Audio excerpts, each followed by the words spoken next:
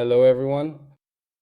I'd like to explain why RayBan is the beginning of a new era and not just a pair of glasses with a camera.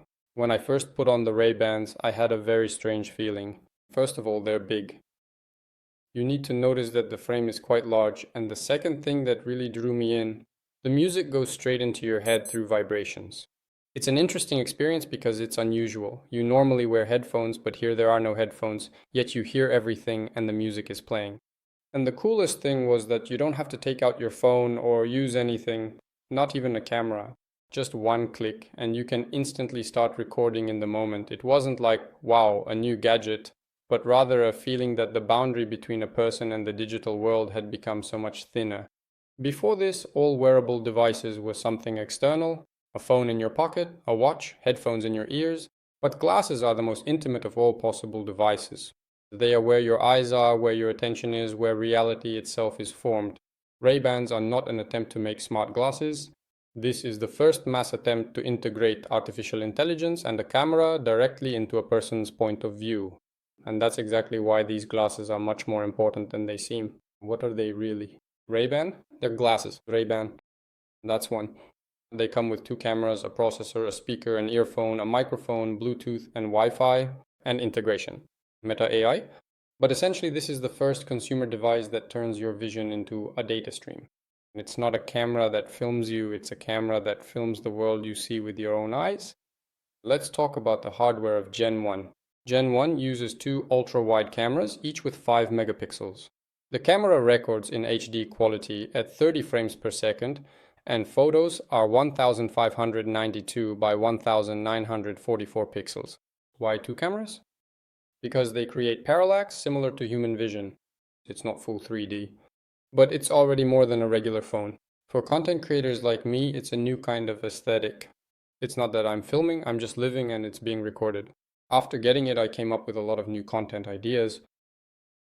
For content makers and just people who live their lives on a blog, it's a unique opportunity to shoot in live mode right away. Something happens, you press a single button and you're already recording everything, and no one will pay attention to the phone camera, no one will feel shy, and so on. It's just an amazing thing for content makers. The microphones are a separate feature, two in the front, two on the sides, and one inside the frame. This provides complete noise cancellation, directional voice recording, and clear, intelligible speech even outdoors. Essentially, you get a wireless lavalier mic built right into your glasses. Let's talk about the speakers. These are open speakers in the arms, with the sound directed straight into your ear, so those around you can barely hear it. But I did a couple of experiments, and a person can't hear anything on an iPhone at up to about 50% volume. Anything above that starts to become audible, but it's not exactly loud.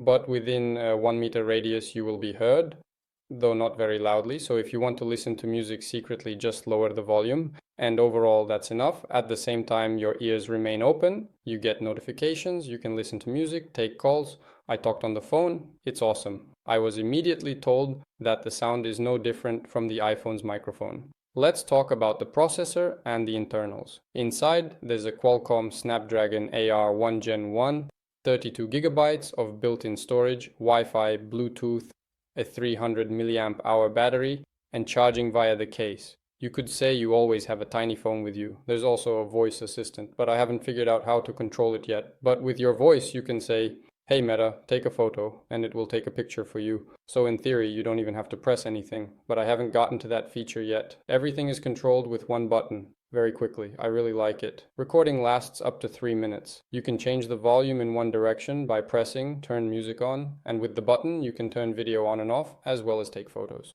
About artificial intelligence, I can't tell you much about it, but I do know that it can answer questions, read messages, control music, take photos and videos, and basically analyze context.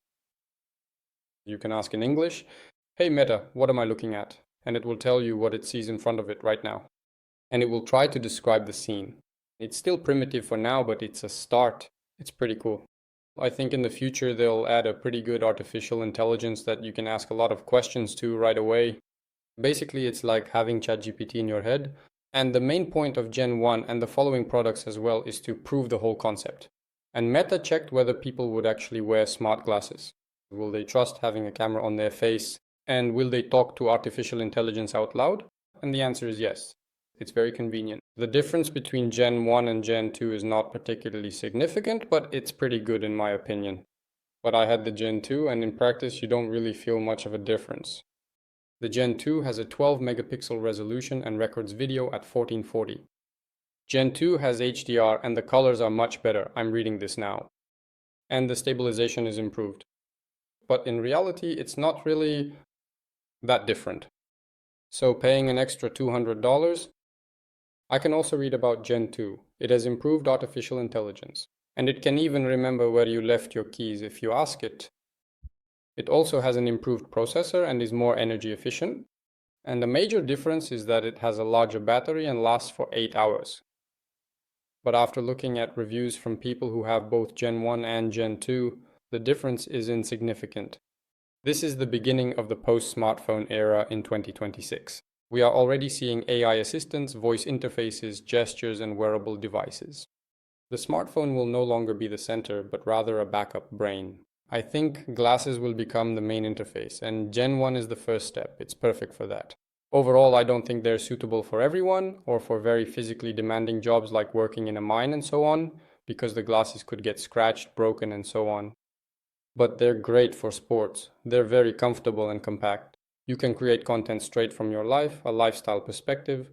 The price for them is currently over $500. I bought mine at the moment for $280,000.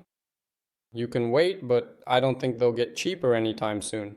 Stay tuned for updates and subscribe. This was Elnar Stebaev with you, wishing everyone a great mood. Clear, articulate speech to you all, even outdoors. Basically, you get a wireless lavalier mic built right into your glasses.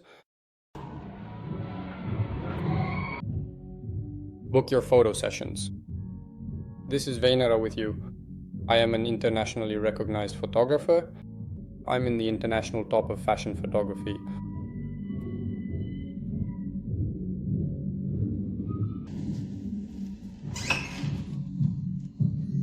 Today you can drink Bab. Today you can drink Bab. Wow, cool. Shelter in the tank. You can drink Bab. Ramzik will be there.